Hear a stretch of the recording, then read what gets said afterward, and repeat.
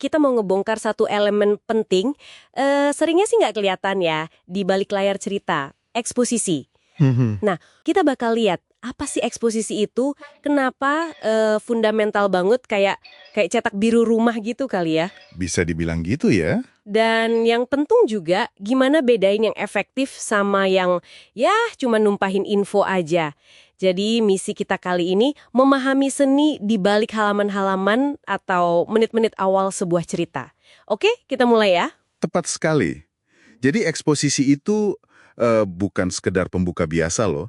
Ini fase krusial banget di mana penulis kayak nanam informasi-informasi penting. Informasi penting kayak apa tuh? Ya kayak latar belakangnya, dunianya gimana, waktunya kapan, terus siapa aja karakter utamanya, dan gimana sih kehidupan normal mereka. Ya, sebelum konflik utamanya muncul. Sebelum badai datang gitu ya. Betul. Tanpa landasan ini, ceritanya nanti bisa kerasa, rapuh gitu. Anda sebagai penikmat cerita jadi susah ngikutinnya. Oke, jadi intinya bukan cuma info di awal gitu aja ya. Analisis Anda kan nyorotin juga nih, gimana tujuan eksposisi ini bisa macam-macam. Iya, bener. Misalnya kalau di fantasi yang epik gitu, mungkin bangun dunianya jadi prioritas banget ya. Banget. Itu penting. Tapi kalau di drama karakter, fokusnya mungkin lebih ke motivasi tokohnya, hubungan antar mereka dari awal gitu. Persis. Tujuannya emang banyak. Pertama yaitu membangun dunia. Aturan mainnya gimana di situ. Hukum alamnya, sosialnya, atau mungkin ada sihir. Itu kan harus jelas. Oke, terus? Kedua, memperkenalkan karakter kuncinya. Siapa protagonisnya? Apa sih maunya dia? Kelemahannya apa? Nah, itu. Ketiga, menetapkan status quo. Status quo, oke. Maksudnya? Ya, kondisi normalnya sebelum ada goncangan atau konflik utama. Ini penting, biar kita nanti ngerasain dampak perubahannya gitu loh.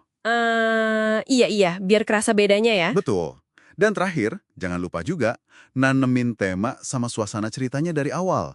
Semua ini strategis banget penempatannya di bagian awal. Gimana cara nyampain semua info ini tanpa bikin kita, kayak lagi dengerin kuliah, atau malah bosen gitu? Prinsip tunjukkan, jangan katakan, atau show don't tell itu kan sering banget disebut. Contoh detektif Rina yang mejanya berantakan tadi itu klasik banget ya. Iya, itu contoh bagus buat nunjukin sifat tanpa bilang langsung. Tapi menariknya, beberapa sumber Anda juga nyinggung, kadang sedikit mengatakan atau telling, itu malah lebih efisien.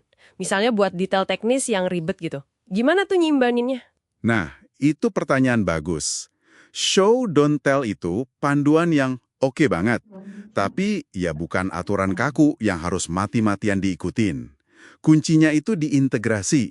Integrasi ya? Iya, informasinya harus kerasa muncul alami aja dari cerita. Bisa lewat dialog yang otentik, maksudnya apa sih yang wajar diomongin sama karakter di situasi itu? Atau bisa lewat aksi pembuka yang langsung nunjukin sesuatu tentang dunia atau karakternya. Ada juga teknik pakai protagonis sebagai orang baru, jadi kita sebagai penonton atau pembaca belajar bareng dia. Oh, jadi wajar ya kalau banyak dijelasin ke dia? Betul. Jadi soal seimbangin showing sama telling itu, ya tergantung banget sama konteksnya, genrenya apa, sama ritme cerita yang dimau penulisnya gimana. Oke. Jadi kuncinya integrasi, biar mulus gitu ya. Terus gimana sama jebakannya nih? Sumber-sumber Anda kan kayaknya lumayan banyak ngebahas soal info dump. Iya. Kayaknya kita semua pernah ngalamin ya. Lagi asik-asik ngikutin cerita, tiba-tiba berhenti, terus dihujani penjelasan latar belakang panjang lebar. Betul banget. Infodump itu musuh utamanya kehalusan eksposisi. Rasanya tuh kayak penulisnya panik, pengen semua info keluar aja kita sekalian di depan. Bikin ngantuk kadang ya. Bisa jadi. Jebakan lain yang juga sering muncul itu dialog seperti yang kau tahu, Bob. Tahu kan? Oh, yang itu. Yang dialognya aneh itu kan. Karakter ngasih tahu info ke karakter lain, padahal mereka berdua udah sama-sama tahu, cuma buat penonton doang. Nah, persis. Misalnya, Rina, seperti yang kau tahu nih ya, sebagai mitra detektifku selama 5 tahun. Aduh, itu nggak alami banget kedengerannya. Iya. Itu bisa langsung bikin kita, lah kok gini gitu ya. Keluar dari cerita jadinya. Banget. Tapi ya, di sisi lain, catatan Anda juga nyebutin bahaya kalau menyembunyikan terlalu banyak informasi. Kebalikannya ya. Iya, kalau kita kelamaan bingung ini siapa sih, apa sih yang terjadi, ya kita bisa kehilangan minat juga kan? Jadi, ya lagi-lagi, soal keseimbangan. Selalu soal keseimbangan ya ujung-ujungnya. Tepat. Eksposisi yang jelek itu bisa kerasa terlalu kentara, kayak infodump atau as you know Bob tadi, atau malah kebalikannya, terlalu pelit info bikin bingung. Yang ideal itu ya pas informasinya nyerap gitu aja, mulus ke dalam narasi. Jadi kita nyerap infonya tanpa sadar gitu ya. Iya, kita sebagai pembaca atau penonton dapat infonya sambil terus ke bawah alur ceritanya, sambil mulai peduli sama karakternya. Nah, itu seninya sih, butuh keahlian memang. Kalau gitu, semua pembahasan kita soal eksposisi ini, apa artinya buat Anda yang dengerin?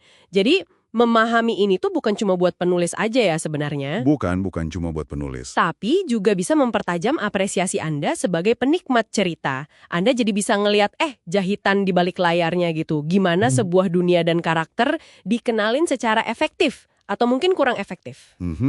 Ini kayak ngerti cara kerja fondasi yang nopang bangunan cerita favorit Anda selama ini. Nah, sebagai penutup nih ya, mungkin ada satu pemikiran buat Anda renungkan. Sekarang kan Anda udah tahu nih pentingnya fondasi cerita ini. Coba deh pas nanti nikmatin cerita berikutnya. Film, buku, serial gitu ya. Iya, apa aja. Perhatiin deh baik-baik. Gimana sih cara mereka nyajiin info-info penting di menit-menit awal atau halaman-halaman pertama?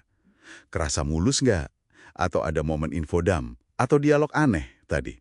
Teknik mana yang paling berhasil narik kita masuk ya? Betul. Teknik mana yang paling berhasil narik Anda masuk ke dunianya tanpa Anda sadari? Coba renungkan, gimana fondasi cerita favorit Anda itu dibangun?